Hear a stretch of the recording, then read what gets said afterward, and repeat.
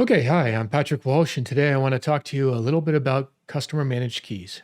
So customer managed keys is a pretty confusing topic because people mean different things when they say it, and they also use like a dozen different phrases to cover the area. And there's a lot of details in how people might, might actually implement it. So we're going to go over a few of those things, try and keep it fairly quick and get you educated on what this means and why you should be worried about it.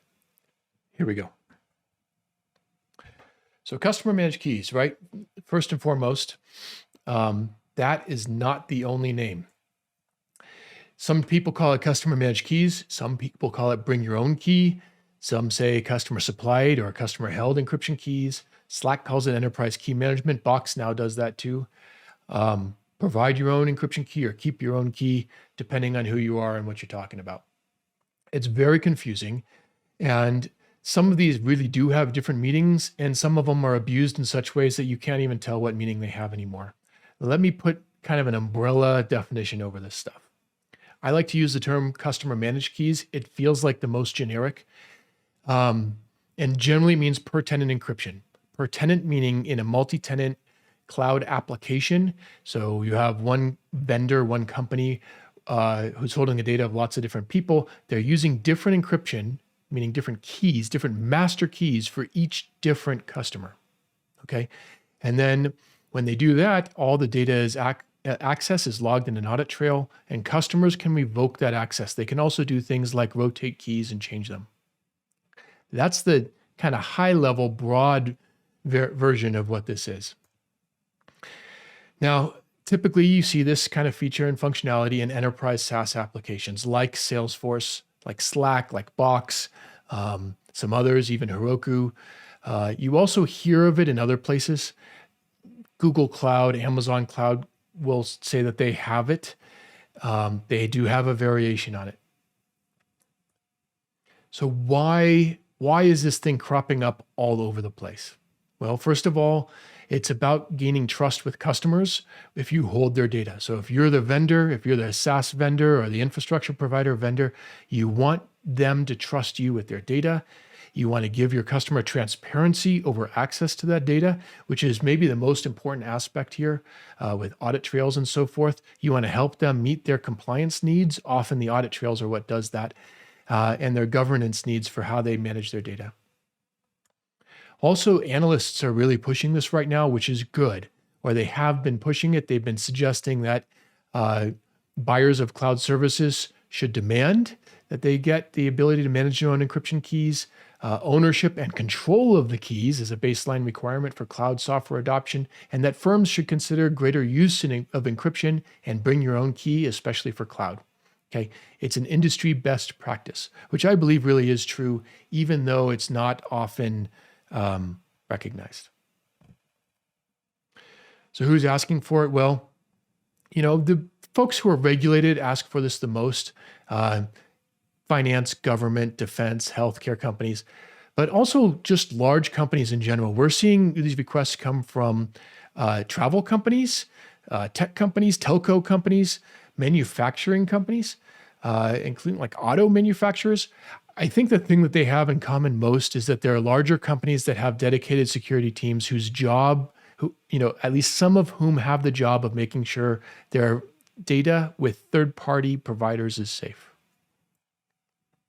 Okay, now when it comes down to CMK or whatever BYOK or whatever acronym you want to use, there's actually two different, very specific implementation choices. And within those, there's a lot of variation, right? So the first one we'll talk about is that kind of x-axis, disk level encryption versus app level encryption. Now we have another video that goes into this in more detail, but disk level encryption is transparent encryption. And it means that on a running server, the encryption isn't really protecting the data from anybody.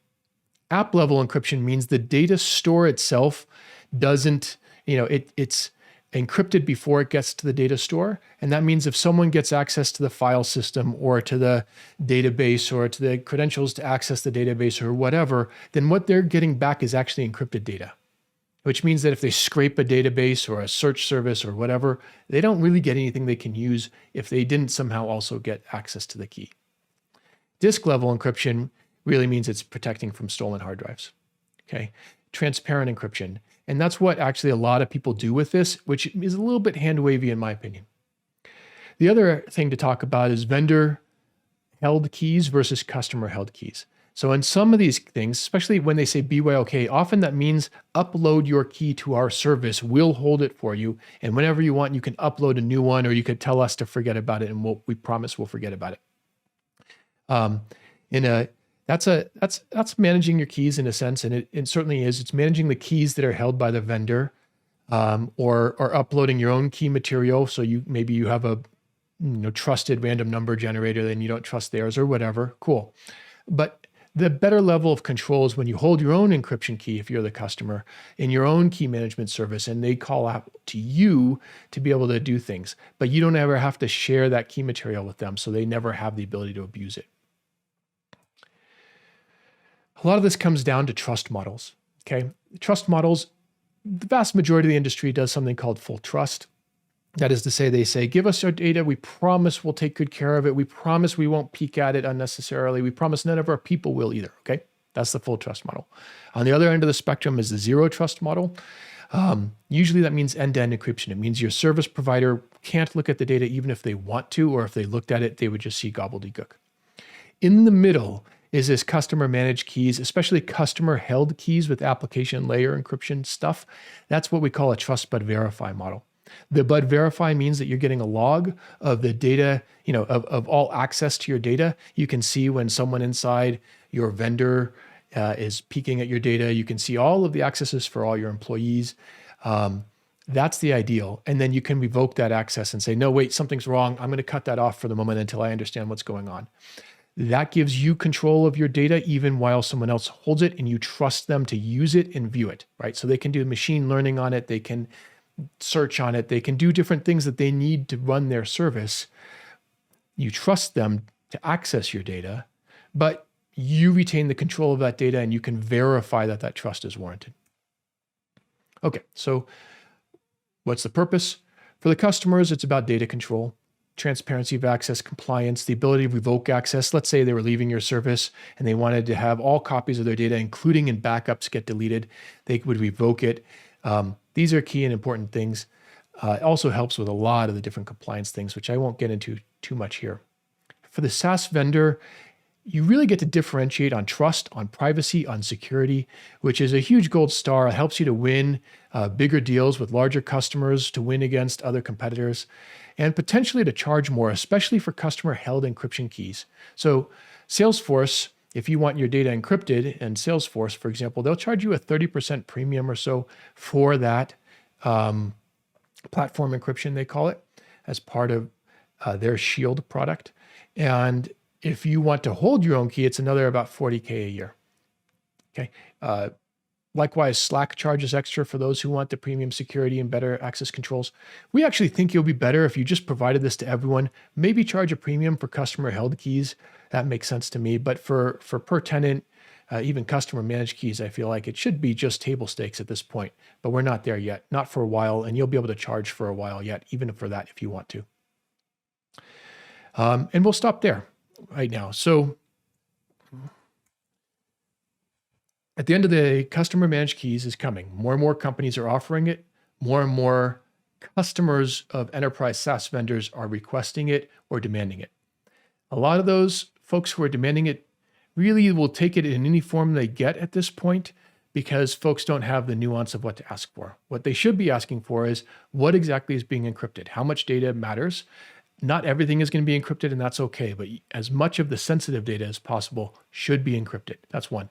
Two, you want to ask, is it application layer or transparent? So are you flipping a switch on Amazon and it's just magically encrypting at the low layers, or is it the disk that's encrypted, or at the deep database level, or is it application level where someone who fetches from the database or from the file storage or whatever will actually get gobbledygook unless they have a key that can decrypt it, because that way is what protects against subpoenas from countries that are over broadly searching stuff, which, by the way, gets you past Schrems, because a subpoena here in the States at least only forces you to produce what you have stored. It doesn't force you to do things to that data. So a company wouldn't have to go write software that would create an unencrypted version, for example. Instead, the issuer of the subpoena would need to go to the customer and say, hey, we need access to this key if the customer is holding the key. So that's another thing. It gets around some of the Schrems 2 and the privacy shield stuff where US companies don't really have a good basis for a right to hold EU customer data. Well, if the key is in Europe, it doesn't matter where the data is if it's encrypted. And yes, the service provider can still do everything they need to do, but in a subpoena scenario, they would produce encrypted data. There's other things here too, especially if the audit trails are granular. That is to say, if every access is done, it takes care of a lot of compliance regimens through the finance industry, through even just internal company policy. And it helps a lot because a big difference between a company running their own servers and having that full visibility into what's going on versus trusting a SaaS provider is that they lose all that visibility. But by giving them audit trails, preferably in near real time, they can really still have that visibility. In theory, they can go back if they think there might have been a breach. They can understand what happened. They can look for anomalous behavior using their SIEM software and so forth. That's what CMK is all about. That's why people should be asking for it. That's why everyone should be offering it today, in our opinion. Best of luck to you. Take care.